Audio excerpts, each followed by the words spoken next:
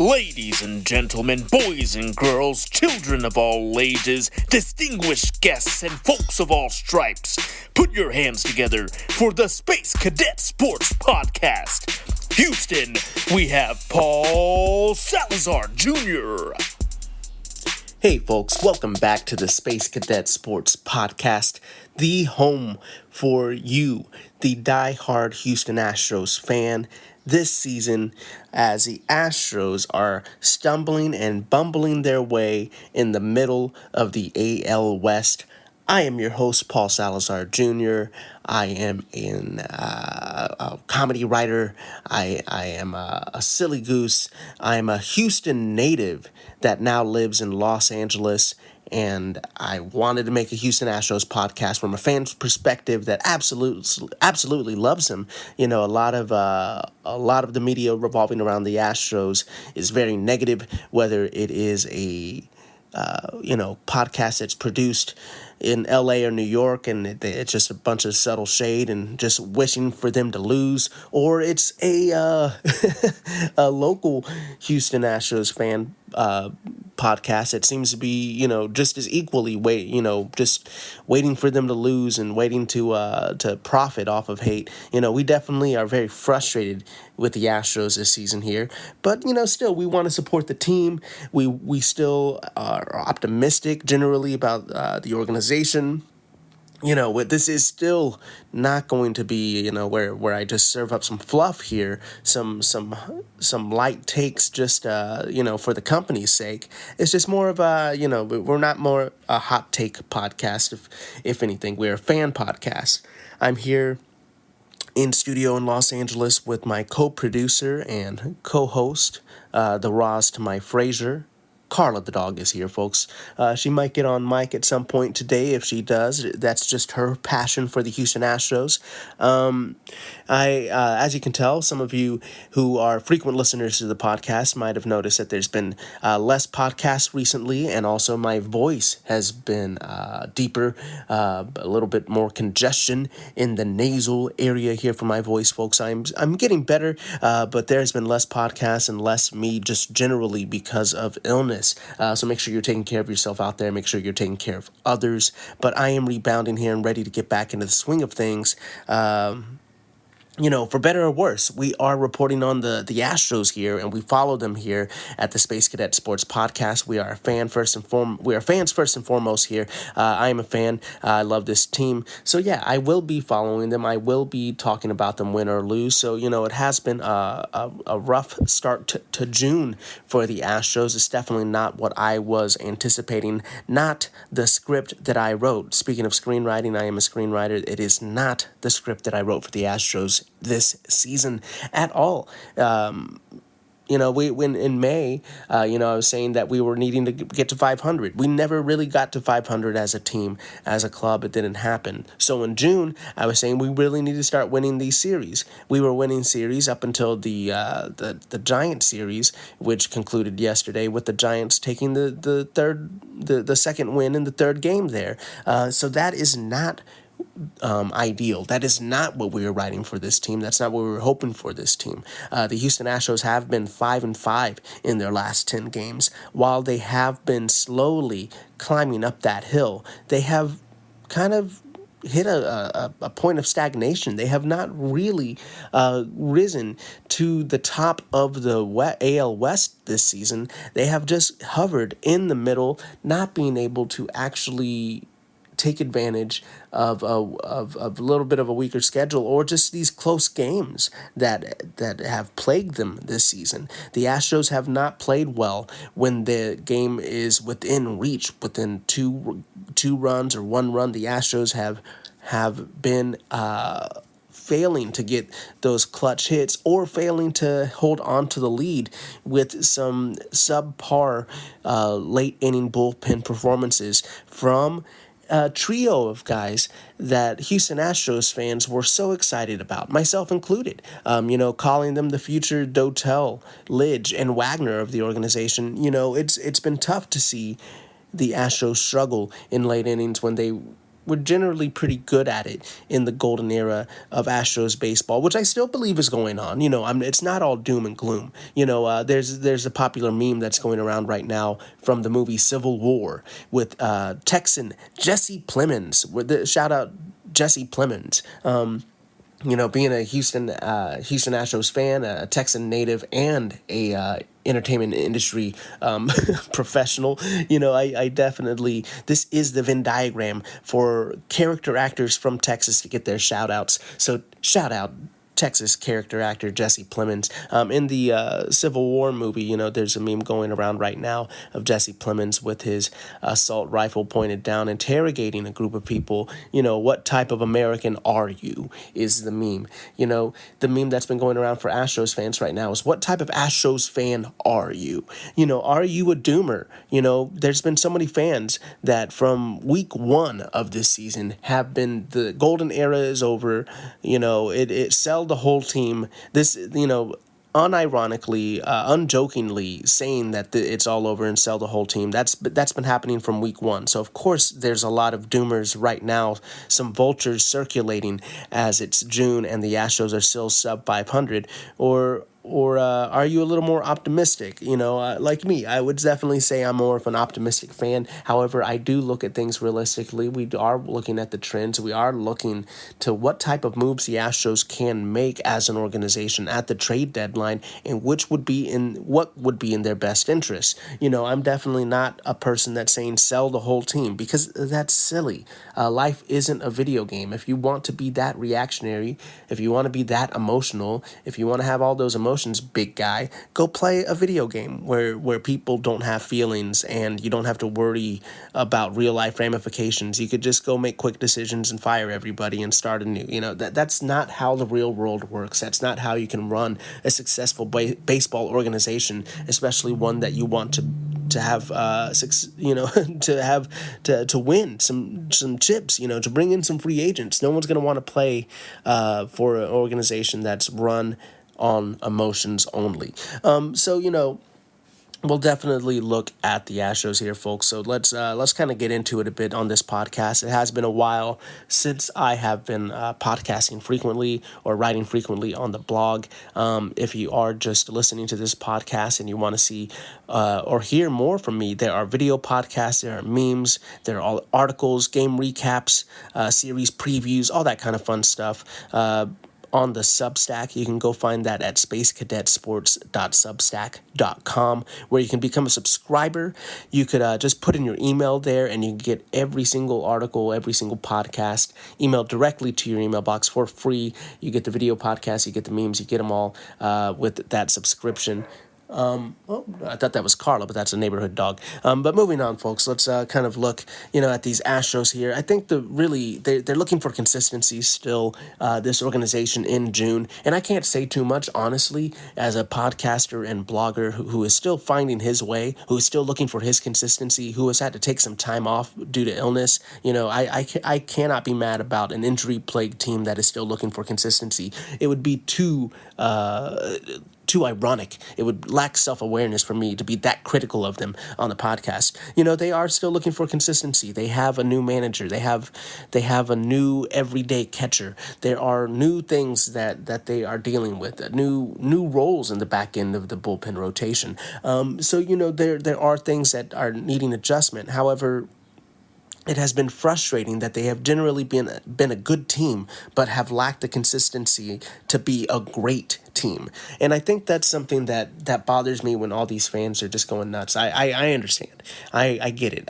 Trust me. It's not like the game ends yesterday or the game ends in a walk-off for another team. And I'm just like, oh, well, we're still a good team. They gave me some good years. The future's looking great. No, I'm throwing my hat on the ground. I'm trying not to cuss in front of Carla, who is looking at me with big eyes like, what happened? Why are we not happy? It's like, we lost, Carla. Of course, I get angry too. I get frustrated. But the thing is that they're still looking for consistency, and it is kind of, we don't want to be too emotionally reactive to a team that's still arguably good. And And I know a lot of people will point to all kinds of things, and definitely the win-loss. But we are in the middle of a division.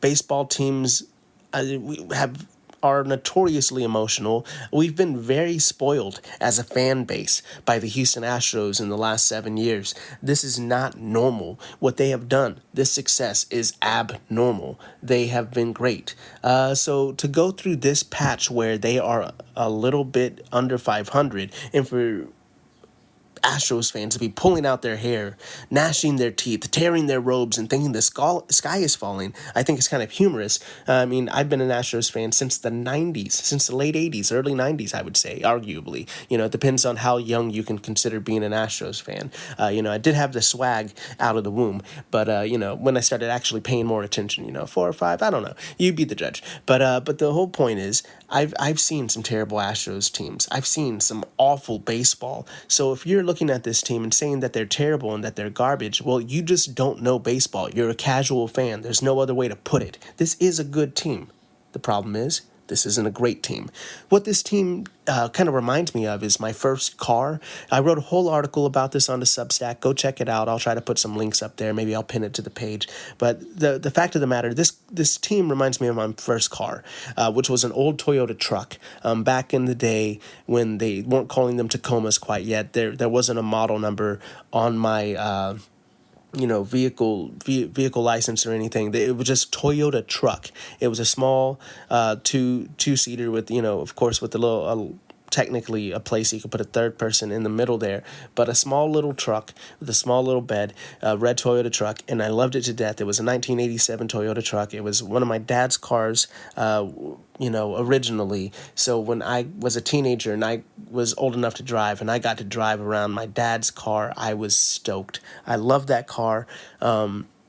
I loved it as a teenager. It was great. You still had a truck, but it was still pretty compact. There was plenty of places I could still park, learning how to maneuver around in the vehicle. I loved that truck.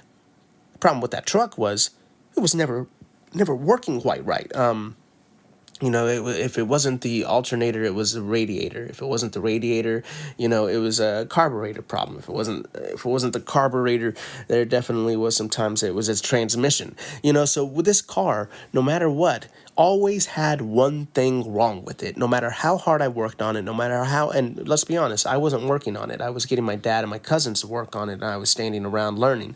But no matter how hard the whole family put work into this truck, no matter how hard my dad desperately wanted to keep it working and functioning properly for me, we couldn't get that thing to be 100%. It was never great. It was just good. And that's where the Astros are. If it isn't the starting pitching, it's the hitting. If it isn't the hitting, it's the starting pitching.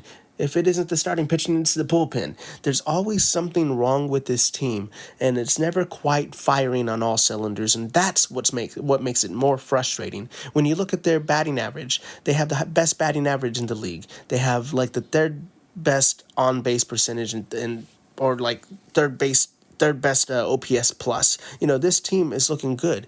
Their ERA plus is like at 93. Even though they've had a really tough start to their season, the Astros pitching stats are starting to rise. They are bottom third or about average right now in a lot of different metrics, and that's saying something when you think about how terrible this pitching staff started off their season. Now that there was a graphic during one of the games recently, the first 29 games of the season versus the previous 29 games of the season, and the first 29 games of the season, the Houston Astros pitching ERAs were skyrocketed. Their pitchers struggled to get to 5 innings. Their bullpen was overworked and ate up a lot of innings and had a huge ERA as well. However, since the previous 29 games, Houston Astros pitchers have gone into the 6th inning more regularly. The bullpen hasn't been overworked, and ERAs generally are going down for the Houston Astros over the last 29, 30 games here, folks. So while it has been a tough start to the season, the stats generally are pointing to this being a good team. The problem is we're used to a great baseball team. Not just a great baseball team, a great baseball team that takes you to the ALCS, and that's just what you expect. You expect that as your birthright, like a spoiled child, like a little entitled prince. That's what we expect. It is. So it's hard for a lot of new fans, a lot of casual fans to see this team and think they're good. However, this is a good team. They just need to start putting it together. They need more consistency. I don't even know that's a tough thing to figure out how you get that. But right now I'm more thinking like, who do you trust out of all these things? So let's kind of move on to this segment of who do you trust. I'm going to take a quick sip of coffee here, folks. I need it. My voice is still going. I'm still not 100%. So, this will not be an extra long podcast. I will get out of here before I completely lose my voice. So let's move on quickly here to who do you trust? Who do you love? So I'm going to kind of think about the Houston Astros components and who do you trust more? I'm going to answer this and I want you to get to me. Let me know what you think. Go to the Substack, subscribe, leave me a comment. Leave me a comment on social media. Whatever the case may be. Let me know what you trust more. Now, when it comes down to it, I trust, if, we're looking at hitting, starting pitching, defense, stuff like that. I trust the offense the best on this team. And that's true, honestly, because the offense has been more consistent this season as a team. There have been players that have been more consistent than others, but generally speaking, the pitching has been all over the place. The offense has been more consistent. So I will say the offense, the hitting is probably the aspect of this team that I trust the most right now. Probably, I'd say, followed by the defense. Jeremy Pena definitely had some struggles early on in the season. That has gotten better. It seemed like the little hiccups of defense being an issue in April has not really carried over too far. Now that it's summer, we're not looking too hard into that defense. It's not coming up as a thing that's costing us games. The Astros have been known for their defense. With Jeremy Pena and Bregman there on the infield, I think it's still a staple. Yainer Diaz has not been throwing out a lot of runners. He still is a great defensive catcher, even though he's taking some lumps and getting some growing pains. So I'd say defense is second. Then we're looking at pitching components and base running. I would say probably starting pitching next. I think now that the Astros are starting to get healthier, now that the Astros are getting more consistency from the back end of their bullpen, Hunter Brown, or back end of their starting rotation, I should say, with Hunter Brown and Spencer Arrighetti, I think that I trust their starting a little bit more. Now, it is kind of spotty, so to have it this high up, or to have it the highest thing I trust in the pitching, as I'm kind of breaking it down here, I think it says how I trust everything else on this list, because it is not the most trustworthy thing this season, but it is trending upwards, and I think that's why I put it here. And then I follow that with the middle relief pitching, because the middle relief pitching has been pretty solid throughout this season, but that's what scares me, is that we were so worried about these middle relievers at the beginning of the season. Everybody thought the middle relief was the biggest question mark. They really held it down, but how long can that last? With this pitching carousel that's the Astros have had, and using so many pitchers this season, you do start to worry about if the bubble's going to pop with some of these guys, or if they're going to be consistently this great. I hope they are, but I kind of do worry, because Seth Martinez and Taylor Scott, are still kind of unknowns. And Montero, while I was hoping that he'd be good enough to be a back end of the bullpen guy, he's really been such a question mark. He's back in the middle relief talks for me, at least in my opinion. So, and he's a huge question mark. So that's kind of where I put the middle relief. And then I'd say base running. I really like the aggressiveness that Joe Espada has brought to the Astros this season. But, you live by the sword, you die by the sword, kind of a thing. Aggressive base running can get us into better scoring positions and get us in chances to win more games. However, there has been times it's kind of bit us on the ass this season where aggressive base running hasn't worked out in our favor. But that's just what aggressive base running is. It's going to put you in really good spots, and there's going to be some times where, as a team, you realize that you shouldn't have gambled there. So as we're learning how to run as a team a little bit better, that's why I have it down there. It seems like it's been inconsequential this season, their new base running aggressiveness. But, it does make me worry. And then at the bottom of the list, I would say would be the back end of the bullpen. The back end of the bullpen, I have no trust in right now. It really, I think, while I have been very positive most of the season, it is June and it's time to really, take a hard look at these Astros. A lot of times I don't like to speculate too early, saying sample size or just, they're adjusting and, that you can't get too frustrated too soon. But now that we're getting more and more of a sample size to see what these guys can do, I am concerned. Brian Abreu has been really shaky out the gate. He is getting a little bit more consistent, but he has not been the impressive Brian Abreu that I saw last season, where I thought he was the hands down should be the closer this season over Ryan Presley. At the end of last season, before we made any free agent signings, I was already prepping my argument for Brian Abreu being the closer over Presley. He doesn't look like that guy right now. I do think perhaps he could take the eighth inning completely over from Presley. I don't know if that's something Presley, I think that could lead to problems, but I don't think that Brian Abreu right now is petitioning for a closing role in the Astros bullpen. Josh Hader has been really hit or miss. I don't think a lot of this season falls on Hader, but I do think that there has been some tough pitches and some tough outings from Hader, and this is not what the team or Hader has expected from his first season with the Astros. So I do think there is some frustrations there, but I'm not worried. I don't think Hader's going to be demanding a trade or anything. I just think that it is a tense situation in the back of the bullpen right now, especially with Ryan Presley kind of doing a Jekyll Hyde thing. Ryan Presley has definitely had some bad luck this season. I always say you should look at his numbers, but look at his FIP, his fielding independent of pitching.